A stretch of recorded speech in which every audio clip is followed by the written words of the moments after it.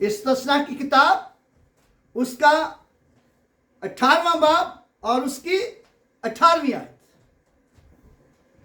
जैसा कि लिखा है, मैं उनके लिए उन्हीं के भाइयों में से तेरी मानंद एक नबी बर्पा करूंगा और मैं अपना कलाम उसके मुंह में डालूंगा और जो कुछ मैं उसे हुक्म दूंगा और वही उनसे कहेगा। और जो कोई मेरी उन बातों को जो वो मेरा नाम लेकर उनसे कहेगा ना सुने, तो मैं उसका हिसाब उससे लूंगा। अब पिछले दिनों में डॉक्टर अनायक पाकिस्तान आया हुआ था और उसने लोगों को बहकाने के लिए और ये कहा कि ये पेशनगोई जो है मोहम्मद के ताल्लुक से है। लेकिन याद रहे कि पूरी बाइबल मुकद्दस में उनके नबी का कोई जिक्र नहीं है। और जैसा कि यहां पर हमने पढ़ा है, खुदावंद खुदा ने मूसा से कहा। और जब हम मूसा और यीशु मसीह के ताल्लुक से कंपैरिजन करते हैं, यीशु मसीह के ताल्लुक से मुवाजना करते हैं, तो यीशु मसीह जो है, जो मिस्ले मूसा है, जो मूसा की मानद है, कौन है? यीशु मसीह है जो मूसा की मानद है, वो नबी जिसके ताल्लुक से खुदावंद खुदा ने मूसा से कहा कि मैं उनके लिए उन्हीं के भाइयों में से तेरी मानद एक नबी बर्पा करूंगा। और अब मूसा के ताल्लुक से हम ये जब मुताला करते हैं बाइबल मुकद्दस का, तो हमें मूसा के 10 मौजज़ात मिलते हैं, जिनको 10 आफतें भी कहा जाता है।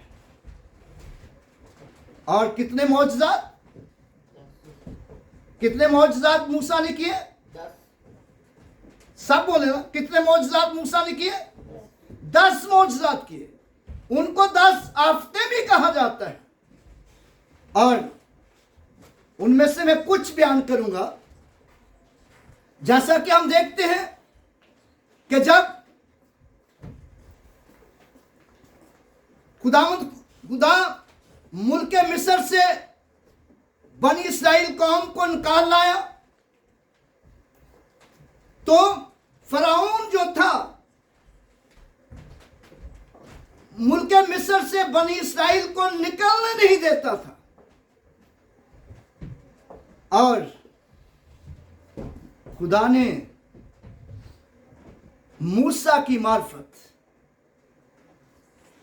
दरियाए नील को क्या बना दिया था? खून बना दिया था। क्या बना दिया था? खून। दरियाए नील का पानी सब का सब खून बन गया था।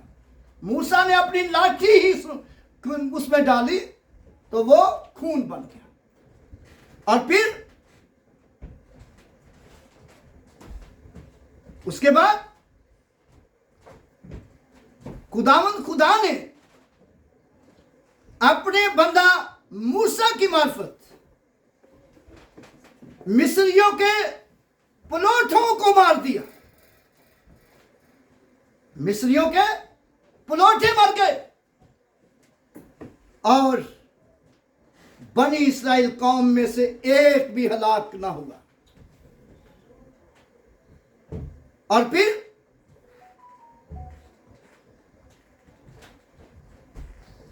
जब बनी इस्राएल कौम मुल्क मिस्र से निकले,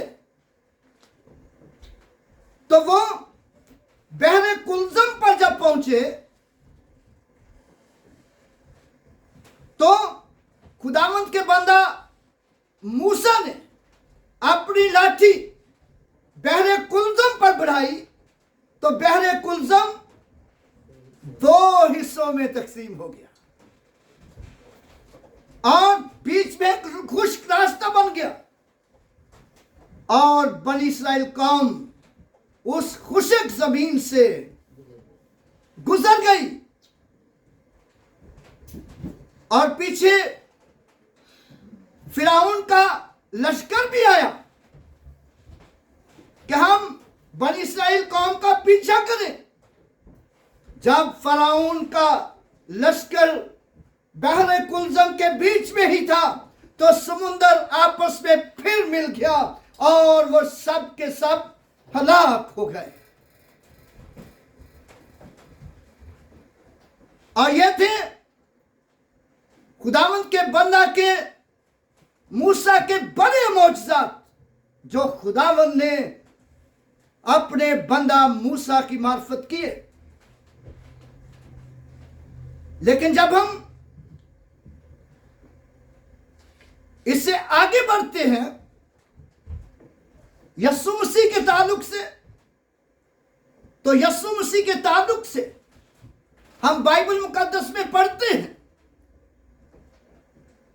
कि यीशु मसीह ने यूहन्ना के इंजील 9 बाब हमें यह बताता है, उसकी पहली 5 आयत अगर पढ़ ले तो वहां पर लिखा है कि यीशु मसीह ने एक अंधे की आंखें खोली जो जन्म का अंधा था और किसी जन्म के अंधे का आज तक कोई डॉक्टर इलाज नहीं कर सका कि किसी जन्म के अंधे की आंखें खुल जाएं।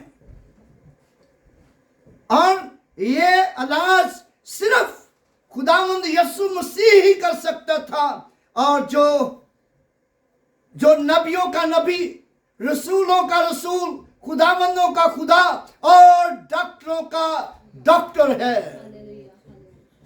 और ये वही कर सकता था और उसने उस अंधे की आंखें खोल दी और वो अंधा देखने लगा। और जब यहूदियों ने, फकीरों, फरीसियों ने जो यीशु के मुखालिफ थे उस अंधे से सवाल किया और उस अंधे को कहा कि तेरी आंखें किसने खोली है? और फिर उस अंधे से यह भी कहा कि वो तो गुनाहगार है। यीशु पर इल्जाम लगाया कि वो तो गुनाहगार है। और लेकिन जब हम यूहन्ना की इंजील उसका 9वां बाब उसकी 31वीं आयत पढ़ते हैं तो वहां पर लिखा है, यूहन्ना की इंजील उसका 9वां बाब उसकी 31वीं आयत, और यूहन्ना उस अंधे ने कहा मैं ये नहीं जानता कि वो गुनाहगार है या नहीं, लेकिन ये जानता हूं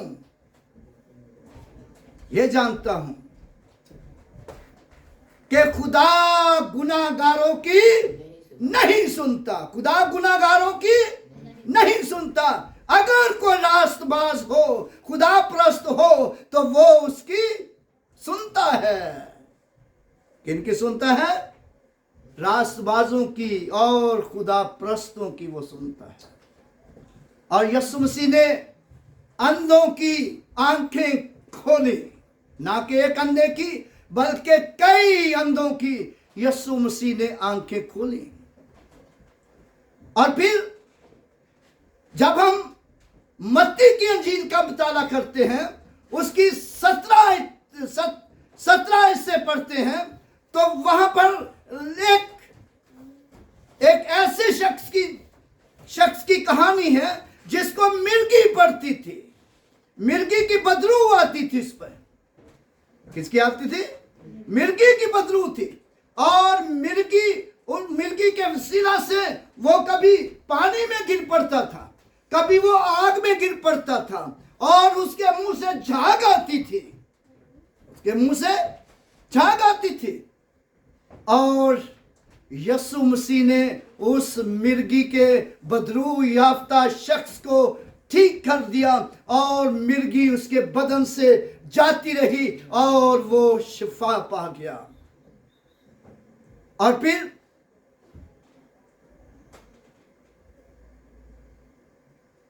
जब हम आगे बढ़ते हैं तो यूहन्ना की इंजील और उसका 11वां बाब जब हम पढ़ते हैं तो 11वें बाब में लाजर की कहानी है।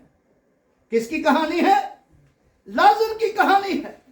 और जब लाजर मर गया और उसको 4 दिन हो गए थे दफन किए हुए।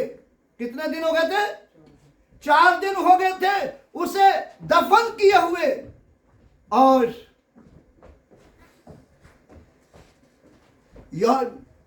लाजर की बहन मार्था यस्सु को कहती है, मेरा भाई मर गया है, मैं जानती हूं कि वो, लेकिन यस्सु मसीह ने उससे कहा वो जी उठेगा।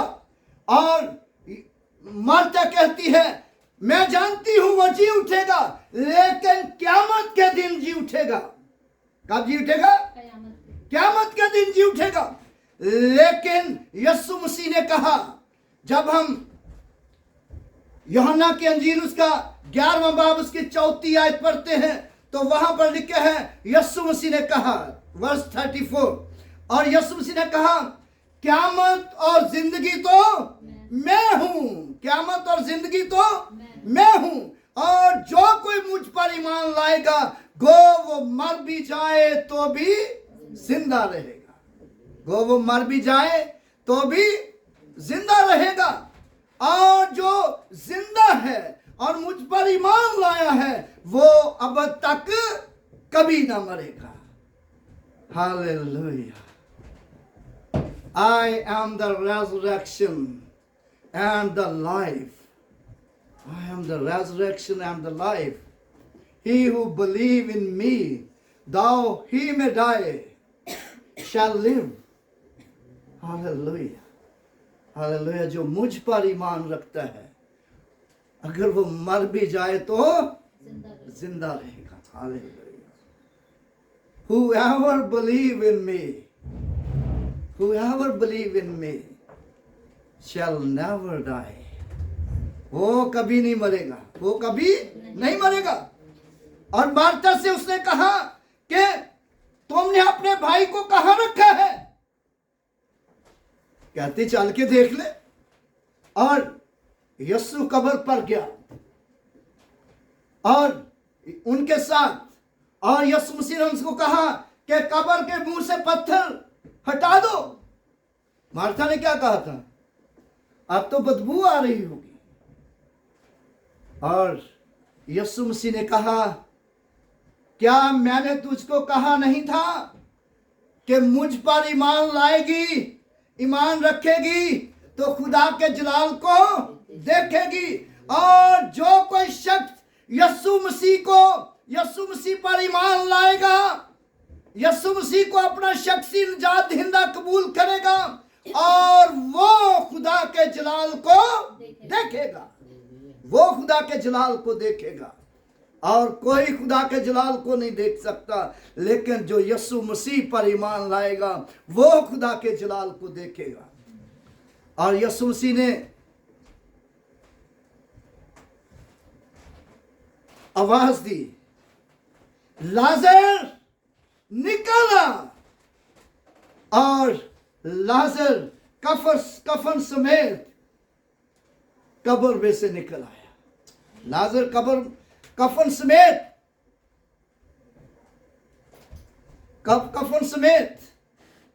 कब्र में से निकल आया। लाजर जिंदा हो गया। और जिस तरह हम देखते हैं कि बहरे कुलजम को खुदावंद के बंदा मूसा ने 2 हिस्सों में तकसीम किया और बनी इस्राएल कौम जिंदा खुश्क जमीन से निकल गए। और लाजर कब्र में से जिंदा निकल आया। और यूं हम कह सकते हैं कि यस्सु मसीह मिस्ले मूसा है। खुदावंद यीशु मसीह मूसा की मानद है, और वो नबी जिसके ताल्लुक से खुदा ने मूसा से कहा कि मैं उनके लिए उन्हीं की तेरी मानद उनके लिए एक नबी बर्पा करूंगा, और मैं अपना कलाम उसके मुंह में डालूंगा। मैं अपना कलाम उसके मुंह में डालूंगा। और लेकिन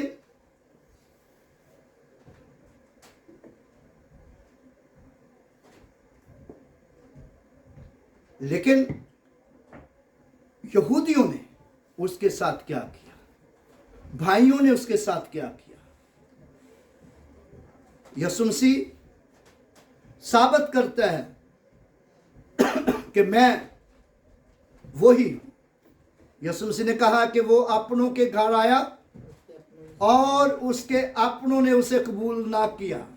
वो अपने भाइयों के घर आया, अपने लोगों के पास आया, और उन्होंने उसे कबूल ना किया। लेकिन जितनों ने उसे कबूल किया, उसने उन्हें खुदा के फर्जंद बनने का हक बख्शा, खुदा के बेटे और बेटियां होने का हक बख्शा। क्योंकि यीशु मसीह मूसा की मानद वो नबी है जिसका ताल्लुक, जिसका जिक्र खुदा ने मूसा से किया। वो अपनों के घर आया और उसके अपनों ने उसे कबूल ना किया, और बल्कि उस पर इल्जाम लगाए। मत्ती की अंजील देखिए जरा,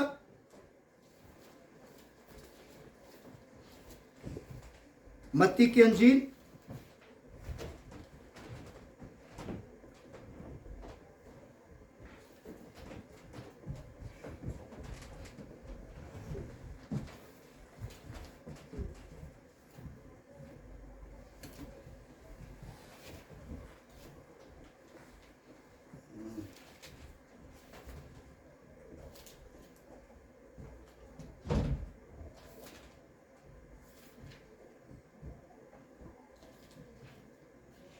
माफ कीजिएगा, लूका की अंजील उसका 23वां बाब,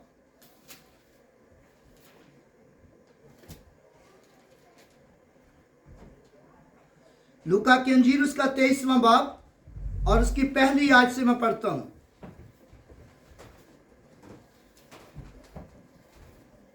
फिर उनसे सारी जमात उठकर पिलातूस के पास ले गई और उन्होंने उस पर इल्जाम लगाना शुरू किया कि इसे हमने अपनी कौम को बहकाते और कैसर को जजिया देने से मना करते और अपने आप को मसीह बादशाह कहते पाया है।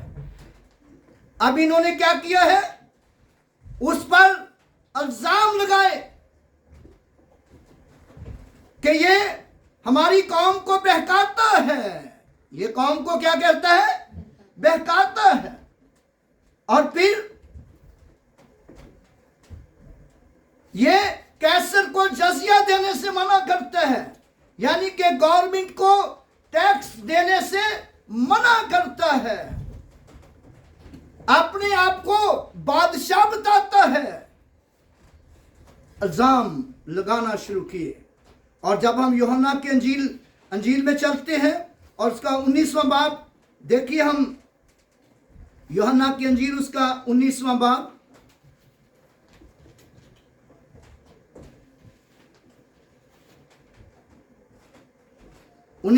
उसकी 30 आयत।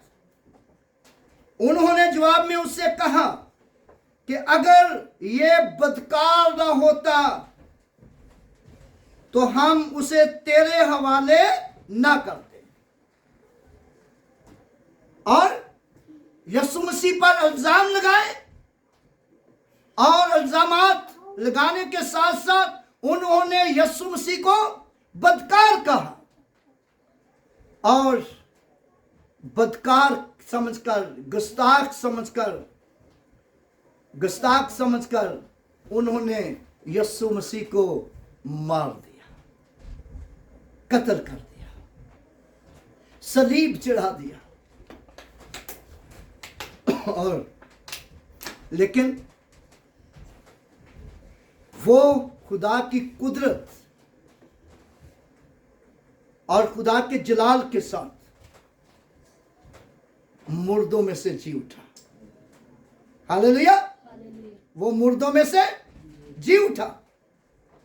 और जब हम मत्ती की अंजील का मुताला करते हैं और उसका 28वां बाब और उसकी 18वीं आयत से पढ़ना शुरू करते हैं, तो यीशु मसीह ने,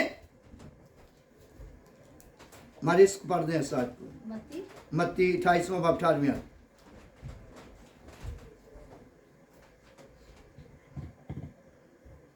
यीशु ने पास आकर उनसे बातें की और कहा कि आसमान और जमीन का कुल इख्तियार मुझे दिया गया है। बस तुम जाकर सब कौमों को शागिर्द बनाओ और उनको बाप और बेटे और रूह कुद्स के नाम से बपतिस्मा दो और उनको ये तालीम दो कि उन सब बातों पर अमल करें जिनका मैंने तुमको हुक्म दिया है, और देखो मैं दुनिया के आखिर तक हमेशा तुम्हारे साथ हूँ। देखो दुनिया के आखिर तक मैं तुम्हारे साथ हूं। यीशु मसीह को उन्होंने बदकार कहा, इल्जामात लगाए और सलीब पर मार दिया और दफन कर दिया, और वो तीसरे दिन मुर्दों में से जी उठा। और जब वो जी उठा तो उसने कहा, जमीन और आसमान का कुल इख्तियार मुझे दिया गया है, और देखो दुनिया के आखिर तक मैं तुम्हारे साथ हूं। और वो अपनों के घर आया और उसके अपनों ने उसे कबूल ना किया, बल्कि इल्जाम लगाकर उसे मार दिया। और खुदा ने मूसा से कहा कि मैं उनके लिए, उन्हीं के भाइयों में से तेरी मानंद एक नबी बर्पा करूंगा, और मैं अपना कलाम उसके मुंह में डालूंगा। और जब कलाम मुंह में डाला गया तो वही मौजज़ात, जैसे मौजज़ात मूसा दिखा रहा था, और उससे भी बड़े बड़े मौजज़ात आगे मसीह ने दिखाए। और लिहाजा बाइबल मुकद्दस में किसी और शख्सियत के ताल्लुक से नहीं, और वो सिर्फ यीशु मसीह के ताल्लुक से है। और यीशु मसीह ने अपने सलीब दिए जाने से पहले, यीशु मसीह ने खुद अपनी ज़ुबान मुबारक से साबित किया कि मैं वो नबी हूं जिसके ताल्लुक से मूसा ने और नबियों ने पेशनगोई की है। ना सिर्फ मूसा ने बल्कि नबियों ने पेशनगोई की है। आइए हम देखें यूहन्ना की इंजील उसका 5वां बाब,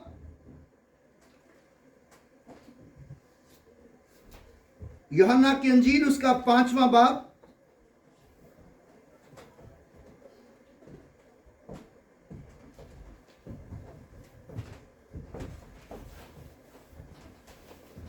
और उसकी 18वीं आयत पहले हम पढ़ते हैं। लिखा है, इस बाब से यहूदी और भी ज्यादा उसे कत्ल करने की कोशिश करने लगे। किसको? यीशु को, कि वो ना फकत सब्बत का हुक्म तोड़ता है बल्कि खुदा को खास अपना बाप कहकर अपने आप को खुदा के बराबर कहता है। क्या इल्जाम लगा रहे थे जी? क्या कह रहे थे? नंबर 1, वो खुदा का हुक्म तोड़ता है। नंबर 2, अपने आप को खुदा का बेटा कहता है। क्या कहता है?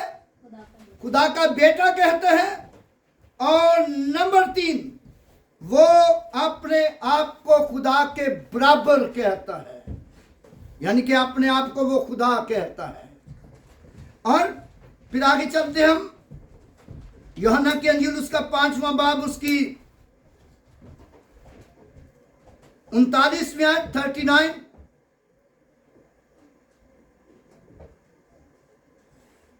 तुम किताबे मुकद्दस में ढूंढते हो क्योंकि समझते हो कि उसमें हमेशा की जिंदगी तुम्हें मिलती है, और ये वो है जो मेरी गवाही देती है। ये वो है जो मेरी गवाही देती है। यानी कि ये किताबे मुकद्दस जो है ये मेरी गवाही देती है और मेरे बारे में कहती है। किताबे मुकद्दस मेरी गवाही देती है। किताबे मुकद्दस क्या है? बाइबल मुकद्दस। किताबे मुकद्दस क्या है? बाइबल मुकद्दस। और इसमें कितनी किताबें हैं? इसमें कितनी किताबें हैं? 66 किताबें। लेकिन ये 4 हिस्सों में तकसीम की जाती है। किन 4 हिस्सों में? कितने हिस्सों में? 4 हिस्सों में। अंजील, जबूर, तौरात, सहाइफे अंबिया। क्या है? अंजील, जबूर, तौरात, सहाइफे अंबिया। और पहले नंबर पर ले आए तो तौरात, जबूर, सहाइफे अंबिया और अंजील। ये बाइबल मुकद्दस किताबों का मजमूआ है। बाइबल मुकद्दस किताबों का मजमूआ है। ये एक किताब है जिसमें किताबें जमा करके इसको बाइबल मुकद्दस का नाम दिया गया है। और यीशु मसीह ने कहा तुम किताबे मुकद्दस में यानी बाइबल में ढूंढते हो क्योंकि समझते हो कि उसमें हमेशा की जिंदगी मिलती है, और ये वो है जो मेरी गवाही देती है। यानी कि ये किताबे मुकद्दस जो है मेरी गवाही देती है, मेरे बारे में कहती है और किसी शख्सियत के बारे में नहीं कहती। मेरे भाइयों और बहनों, याद रखें बाइबल मुकद्दस में आपके नबी हजरत मोहम्मद का कोई जिक्र नहीं है। और यीशु मसीह ने कहा तुम किताबे मुकद्दस में ढूंढते हो क्योंकि समझते हो कि उसमें हमेशा की जिंदगी मिलती है, और ये वो है जो मेरी गवाही देती है। सिर्फ मेरी गवाही देती है और किसी की नहीं। और फिर जब हम 5वां यूहन्ना की इंजील उसका 5वां बाब उसकी 46 वर्ष पढ़ते हैं और 46वीं आयत यहां पर लिखे हैं, क्योंकि अगर तुम मूसा का यकीन करते तो मेरा भी यकीन करते, इसलिए कि उसने मेरे हक में लिखा है। किसके हक में लिखे हैं? उसने मेरे हक में लिखा है। यीशु मसीह ने कहा कि मूसा ने जो पेशगोई की है, मूसा ने जो नबूवत की है, और वह मेरे हक में है और किसी दूसरे के हक में नहीं है। किसी दूसरे के हक में नहीं है। इसलिए हम ये कह सकते हैं कि यीशु मसीह है जो मूसा की मानंद वो नबी था। यीशु मसीह है जो मूसा की मानंद वो नबी था, और जिसके ताल्लुक से लिखा खुदा ने कहा, इसलिए मैं उनके लिए उन्हीं के भाइयों में से तेरी मानंद एक नबी बर्पा करूंगा और मैं अपना कलाम उसके मुंह में डालूंगा। और लेकिन यीशु मसीह ने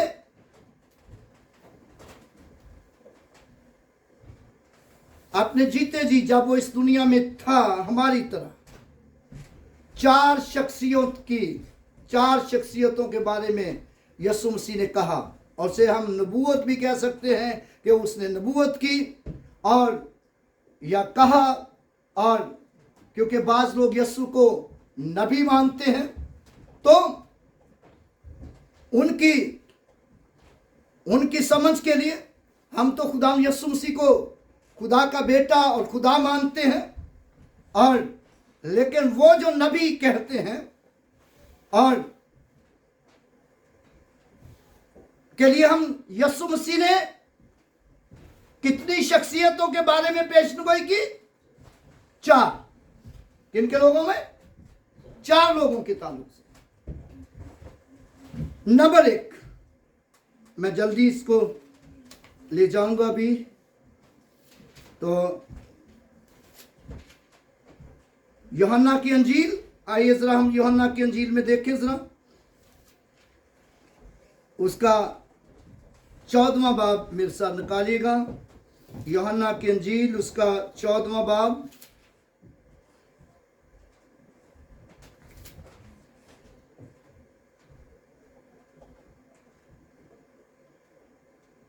और उसकी 15वीं आयत, बल्कि 16वीं आयत, 15वीं 16वीं दोनों पढ़। अगर तुम मुझसे मोहब्बत रखते हो तो मेरे हुक्मों पर अमल करोगे, और मैं बाप से दरख्वास्त करूंगा तो वो तुम्हें दूसरा मददगार बख्शेगा कि अब तक तुम्हारे साथ रहे, यानी रूहे हक, जिसे दुनिया हासिल नहीं कर सकती क्योंकि ना उसे देखती और ना जानती है। तुम उसे जानते हो क्योंकि वो तुम्हारे साथ रहता है और तुम्हारे अंदर होगा। ठीक, एक और आयत यूहन्ना की अंजील उसका 15वां बाब, उसकी 66 सॉरी, आखिरी आयत।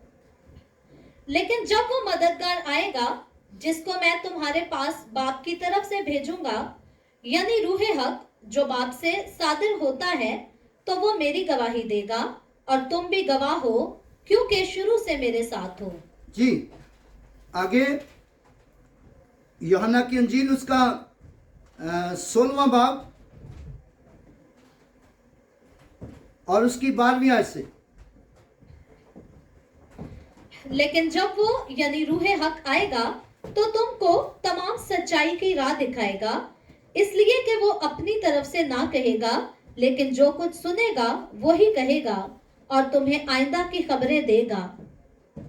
आगे भी वो मेरा जलाल जाहिर करेगा, इसलिए कि मुझ ही से हासिल करके तुम्हें खबरें देगा। जी, यहाँ पर हम देखते हैं, इन 3 हवालों में हम देखते हैं कि यीशु मसीह ने किसके ताल्लुक से कहा? मददगार के ताल्लुक से। किसके ताल्लुक से कहा? मददगार के ताल्लुक से। वो मददगार कौन है? रूहुल कुद्दस। कौन मददगार है? रूहुल कुद्दस, जिसे रूहे हक कहा गया है। और अब हम चलते हैं दूसरी शख्सियत, या पहले हम यही देख लें कि रूहुल कुद्दस की क्या खासियत होंगी हमारी जिंदगियों में।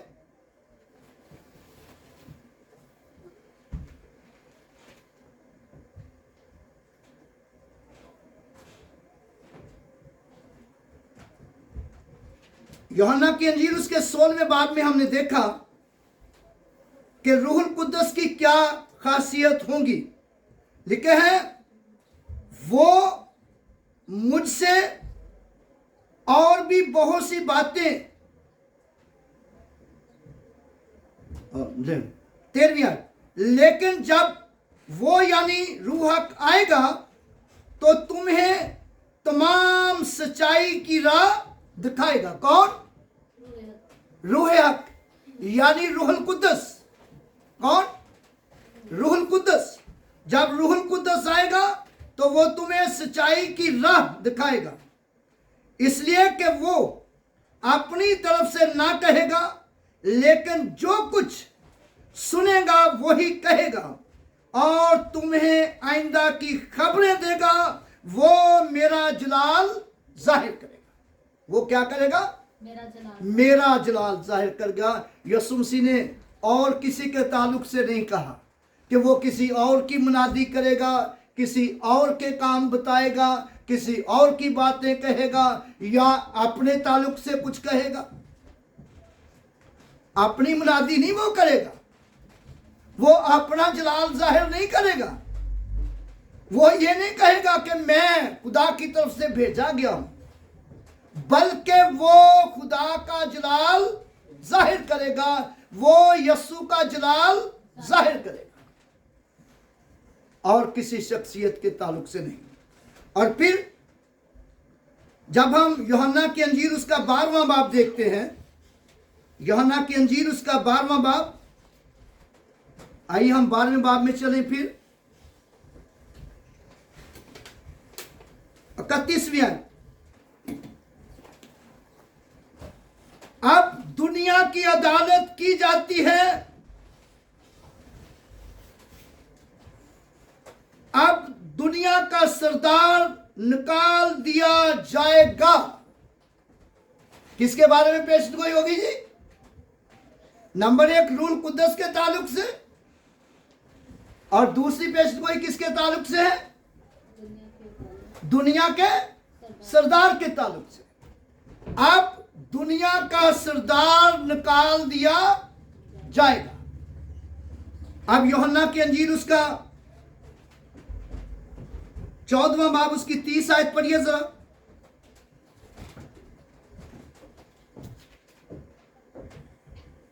बस वो नवाला लेकर फिलफौर बाहर गया। यूहन्ना की अंजील उसका 14वां बाब उसकी 30 आयत। इसके बाद मैं तुमसे बहुत सी बातें ना करूंगा, क्योंकि दुनिया का सरदार आता है और मुझ में उसका कुछ नहीं।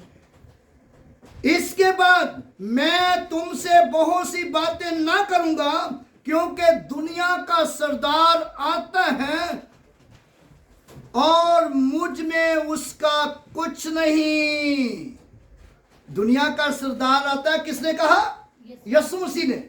दुनिया का सरदार आता है, उसमें मेरा कुछ नहीं, मेरा उसके साथ कोई ताल्लुक नहीं, और वो हम में से नहीं। इस आयत को अगर अंग्रेजी में पढ़ दें, प्लस पढ़िए इस आयत को जरा जल्दी अंग्रेजी में पढ़। यूहन्ना की अंजील, gospel of John chapter 14 verse 30।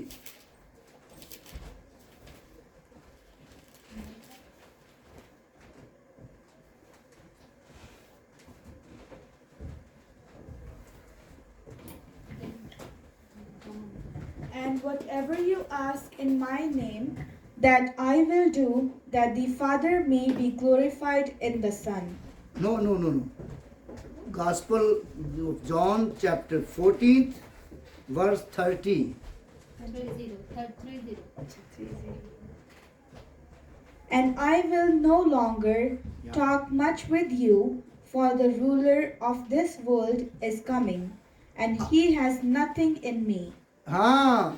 I will no longer talk much with you. I will no longer talk much with you, because ruler of the world come, और मेरा उसमें कुछ नहीं, मेरा उसमें कुछ नहीं, और मेरा उसका कोई ताल्लुक नहीं, मेरा उसका कोई, इसका तर्जमा यही किया जाएगा, मेरा उसके साथ कोई ताल्लुक नहीं। और क्यों ताल्लुक नहीं? अगले हिस्से में जाकर हम देखते हैं क्यों यीशु मसीह ने कहा है कि मेरा उसके साथ कोई ताल्लुक ही नहीं है। दुनिया का सरदार आता है, मेरा उसके साथ कोई ताल्लुक नहीं है, मेरा उसमें कुछ नहीं। क्यों यीशु मसीह ने कहा? आइए हम 16वां बाब पढ़ें जरा, और 16वां बाब उसकी 11वीं आयत। अदालत के बारे में, इसलिए कि दुनिया का सरदार मुजरिम ठहराया गया है। अदालत के बारे में इसलिए कि दुनिया का सरदार मुजरिम ठहराया गया है और मुजरिम के साथ यीशु का कोई ताल्लुक नहीं है। मुजरिम के साथ यीशु का कोई ताल्लुक नहीं है। दुनिया का सरदार मुजरिम ठहराया गया है, वो मुजरिम है। यीशु मसीह ने उस मुजरिम के बारे में पेशगोई की है जो दुनिया को गुमराह करने वाला होगा। दुनिया का सरदार निकाला जाता है और दुनिया का सरदार दुनिया को गुमराह करने वाला होगा। और इसलिए यीशु मसीह ने कहा कि उसके साथ मेरा कोई ताल्लुक नहीं है, उसमें मेरा कुछ नहीं है, मेरा कुछ नहीं है। और फिर यीशु मसीह ने झूठे नबियों के ताल्लुक से पेशगोई की। किन के ताल्लुक से? झूठे नबी। जब हम यूहन्ना के मत्ती के अंजील उसका 24वां बाब पढ़ते हैं तो 24वें बाब की, मत्ती के अंजील उसका 24वां बाब और 24 की 11वीं आयत में लिखा है, बहुत से झूठे नबी उठ खड़े होंगे और बतेरों को गुमराह करेंगे। किनके बारे में यीशु मसीह ने पेशगोई की? बहुत से झूठे नबी उठ खड़े होंगे जो बतेरों को गुमराह करेंगे, उनको गलत राह की तरफ ले जाएंगे। और फिर जब हम इसकी 24वीं आयत पढ़ते हैं, 24वीं आयत में लिखा है, क्योंकि झूठे मसीह और झूठे नबी उठ खड़े होंगे और ऐसे बड़े निशान और अजीब काम दिखाएंगे